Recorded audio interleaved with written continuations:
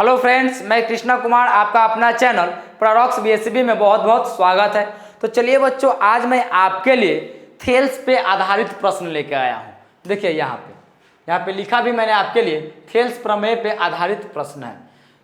जब मैंने आपको थ्योरी लेक्चर पढ़ा रहे थे तो उसमें आपको मैंने बताया था कि बाबू जब ये थ्योरी लेक्चर थेल्स का देख लीजिएगा तो डायरेक्ट क्वेश्चन बैंक सेक्शन में आइएगा और वहाँ पे आकर आप थेल्स प्रमेय पे आधारित प्रश्नों को अप्रोच करने का मेथड सीखिएगा। यानी हम इसलिए कहे थे इस बात को कि चूंकि आप वहाँ पे जो बात पढ़े हैं ना थेल्स में, केवल प्रूवनेस नहीं पढ़े हैं, कब क्यों कैसे का जवाब लिए नहीं लिए, आपको केवल ऐसे ही एक बात बताएं। क्यों? क्योंकि इसके यूजेज आपके प्रश्न में है, इसलिए मैंने बताया। टफ मैंने प्रश्न को नहीं किया। अगर प्रूव वहाँ भी करते तो शायद आप हर बात को दिमाग मस्तिष्क में नहीं रख पाते। यहाँ पे इसलिए वहाँ एक प्रमेय बता दिया और प्रमेय बताने के बाद डायरेक्ट प्रश्न पे आपको खींच के लाया, ताकि आपका कॉन्फिडेंस धीरे धीरे बिल्ड अप होते आ जाएंगे और आसानी से आप प्रूव भी जान जाइएगा। ओके, चलिए प्रश्न को अप्रोच करते हैं।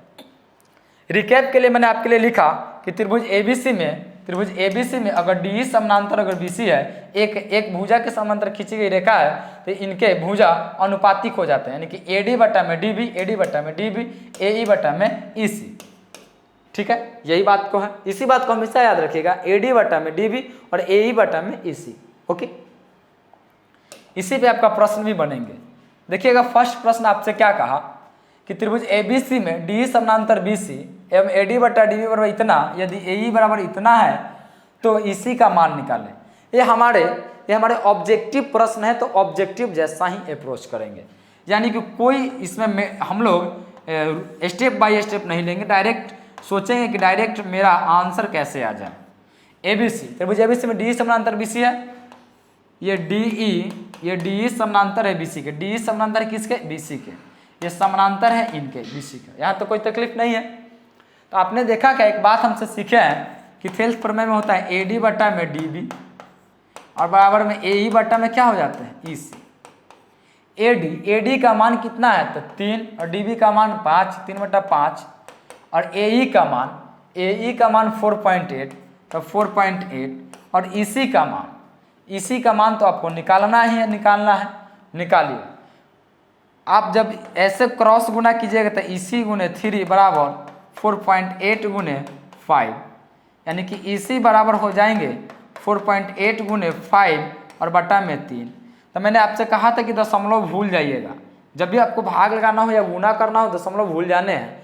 तो आपको 48 हो गया, 3 से 48 में गुना कीजिएगा तो 16 मरतबे कटेंगे, 16 3 48। एक अंक के बाद दशमलव था तो एक अंक के बाद दशमलव लेंगे, यानी आ गया 1.6 गुने 5, यानी कि 16 पच्चे 80, यानी कि 8 सेंटीमीटर, यानी कि सी आंसर होगा।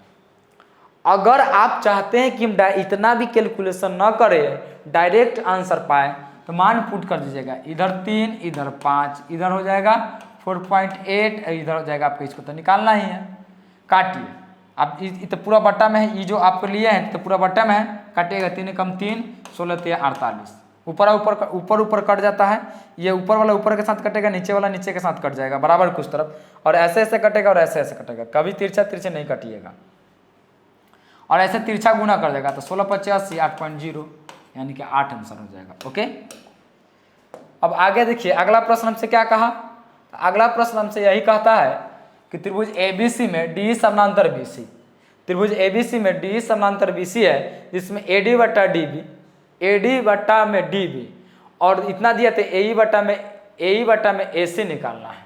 यानी आपको ऐसे कहा कि ए बी सी, ये आपका डी, ये आपका ई, तो एडी बटा में डीबी, यानी कि एडी 5 डीबी 3 और एई बटा में ईसी निकालना है, एई बटा में एसी निकालना है।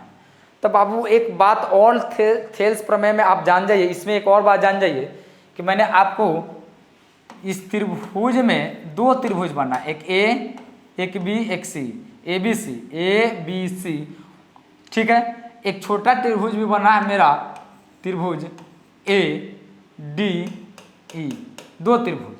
तो देखिएगा, कोण ए यहाँ भी बराबर है तो कोण ए भी यहाँ है, कोण डी इधर बन रहा है तो कोण बी भी इधर बन रहा है, यानी कोण डी बराबर कोण बी यहाँ भी बन रहा है संगत कोण से। कोण ई यहाँ बना तो कोण ई भी यहाँ बन रहा सी के बराबर बना, यानी संगत कोण से बराबर है। ओके, तो जब ये बराबर हुआ आपका, जब ये बराबर हुआ यानी ये त्रिभुज, जो दोनों त्रिभुज आपस में समरूप हो गए, तो समरूप जब होते हैं तो इनके संगत भुजाएं एक ही अनुपात में होते हैं। यानी आप इसको ऐसे भी लिख सकते हैं, ए डी बटा में ए बी और बराबर में ए ई बटा में ए सी। जब आप समरूपता पढ़िएगा तो और क्लियरनेस हो जाएगा। इतना बात जान जाइए कि ए डी बटा में पूरा ए बी होता है और ए ई बटा में पूरा ए सी होता है। तो ए डी बटा में ए बी बराबर ए ई बटा में ए सी। तो आपको आप बताइए, ए डी बटा में डी बी मिला है, तो ए डी तो हमको मिल गया 5, लेकिन ए बी नहीं मिला।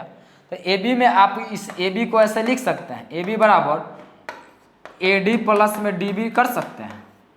ए डी का मान 5 हो जाएंगे और डी बी का मान 3, यानी 5 3 कितना हो जाएंगे 8।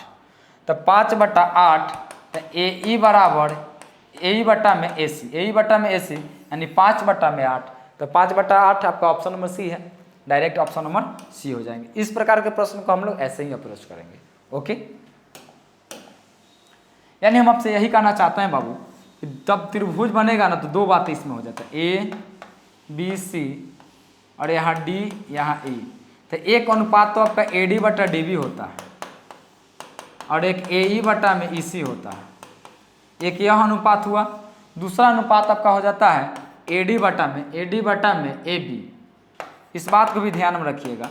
और ए ई बटा में ए सी, ए ई बटा में ए सी और आपका हो जाएगा डी ई बटा में, ये भी तो त्रिभुज के भुजा है, छोटका त्रिभुज के, तो बड़का त्रिभुज के बट्टा में हो जाएगा, तो बराबर हो जाएंगे डी ई बटा में बी सी। ये संगत कोण बराबर होने के कारण संगत भुजाएं भी एक अनुपात में हो गए। और एक और बात जान जाइए, अगर ये ए बी, इस बात को भी चर्चा कर चुके, अगर ए और बी के मध्य बिंदु में डी है और ए और सी के मध्य बिंदु में ई है, तो ये पैरेलल बी सी के है, तो आपका डी जो हो जाता है डी बराबर बी सी बटा 2, हाफ के बराबर हो जाता है।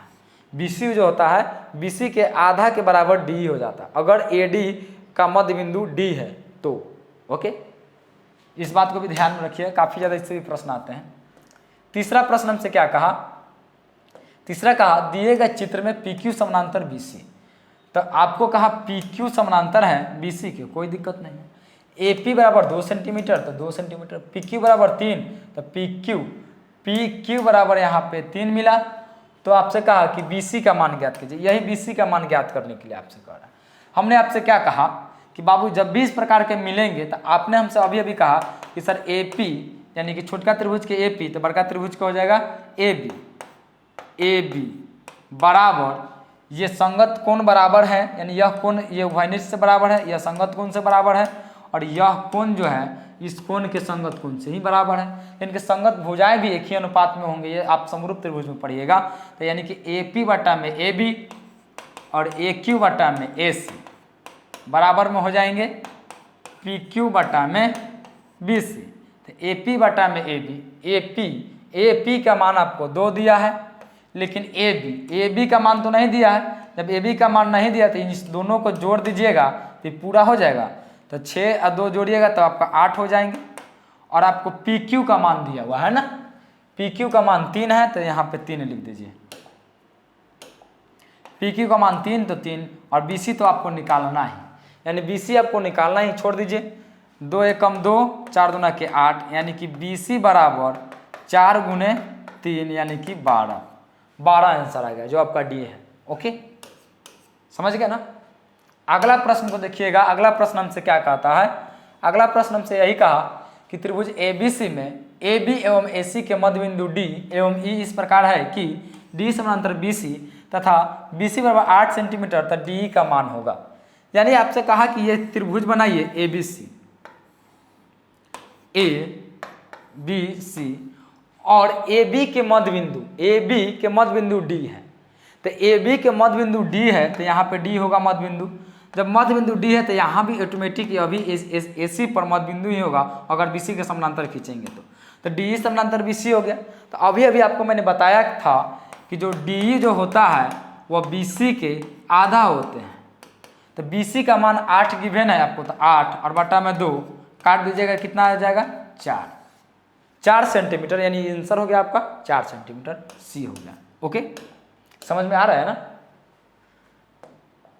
अगला प्रश्न देखेंगे। अगला प्रश्न क्या कहा, त्रिभुज ABC में डी समानांतर BC जिसमें AD बटा DB 3/5 ए बराबर 4.8 सेंटीमीटर हो तो EC का मान ज्ञात कीजिए। सेम प्रश्न जो बताए थे आपको शायद 1 नंबर में, सेम वही प्रश्न है। चलिए कोई बात नहीं, आपको करके भी दिखाते हैं, क्योंकि जितना ज़्यादा प्रैक्टिस कीजिएगा उतना ही ज़्यादा माइंड शार्पनेस और नॉलेज आपका बेहतर होते जाते हैं। ये आपका ए, आपका क्या है डी, तो आपका डी हो जाएगा समानांतर BC के, तो AD बटा DB आप जानते हैं कि भुजानुपातिक है, तो AD बटा DB बराबर AE बटा EC है। AD का मान 3/5 है तो 3/5, AE का मान 4.8 है तो 4.8, तो आपसे EC का मान पूछा, तो EC का मान रहने दीजिए, काट दीजिए आप ऊपर ऊपर, 16×3 = 48, 1.6 गुना कर जाइएगा तो EC बराबर आ जाएंगे 16×5 = 80 यानी 8.0। ये आपका आंसर क्या हो जाएगा C। ओके,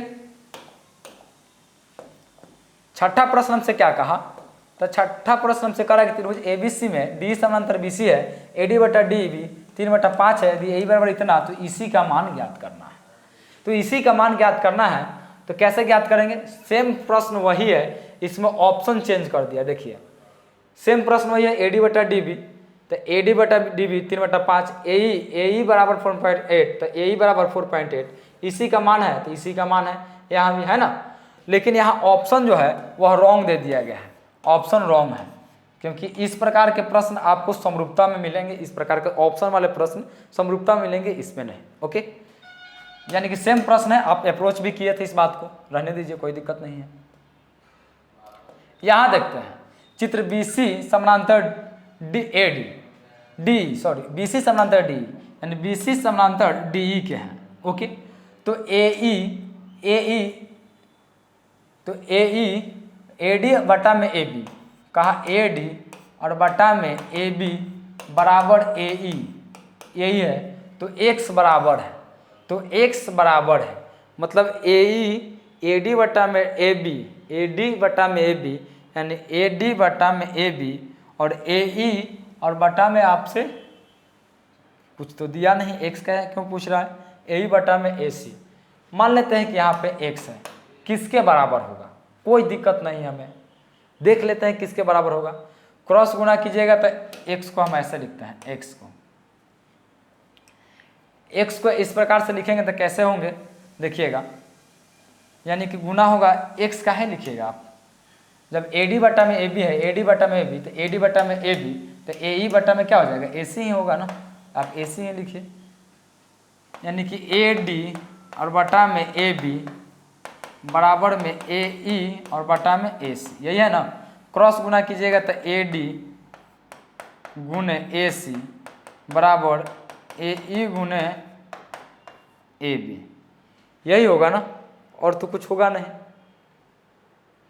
क्वेश्चन तो क्या कर रहा है समझ में नहीं आ रहा है हमें। AE अनुपात X दिया हुआ है, क्या दिया हुआ है, BC समानांतर D, AD अनुपात AB, तो AD अनुपात AB बराबर AE तो X बराबर वाट, AD बटा DB बराबर AE तो X बराबर वाट, कुछ तो दिया नहीं। देखिए बाबू ये प्रश्न थोड़ा सा लग रहे हैं कि ये आपके प्रश्न गलत लिखे हुए हैं, चूँकि हम बहुत कोशिश किए इस बात को समझने का कि प्रश्न हमसे क्या कर रहा है। हम इसको बनाने की भी कोशिश की कि चलिए इसको बना के देखते हैं या शायद BC AC जो भी आ जाए, तो ये भी आ नहीं पा रहा है। जब आ नहीं पाया तो इस बात को छोड़ ही दीजिए अब कि क्या होने वाले हैं।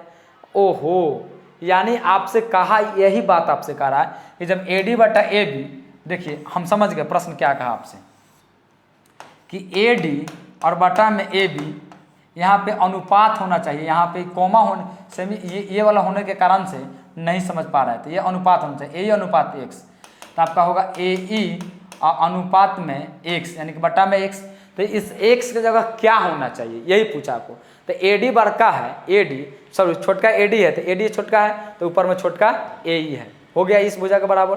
अब बड़ा AB है, तो बड़ा AC होगा ना, इस X की जगह मान क्या पुट कीजिएगा, AC, यही मान पुट करना है AC का, यानी ऑप्शन नंबर क्या हो जाएंगे, C, ऑप्शन नंबर C हो जाएंगे। थोड़ा सा मिस्टेक कर देने के कारण से समझ में नहीं पड़ रहा था, इसीलिए तो कहा जाता है कि मैथ्स के क्वेश्चन में थोड़ा सा भाषा चेंज हुआ हर चीज़ चेंज होने लगेंगे। कोई बात नहीं, ये छोटी छोटी थोड़ी सी गलतियाँ होती रहती हैं। कहा भी जाता है, आप मूवी वूवी में सब देखे भी होंगे कि बड़े बड़े शहरों में छोटी छोटी बातें होती रहती है, वही बातें हैं।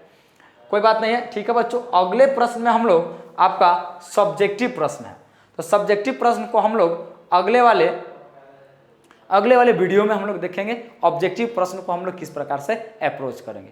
तब तक के लिए यहीं पर आपसे हम विदा लेना चाहेंगे। Thank you.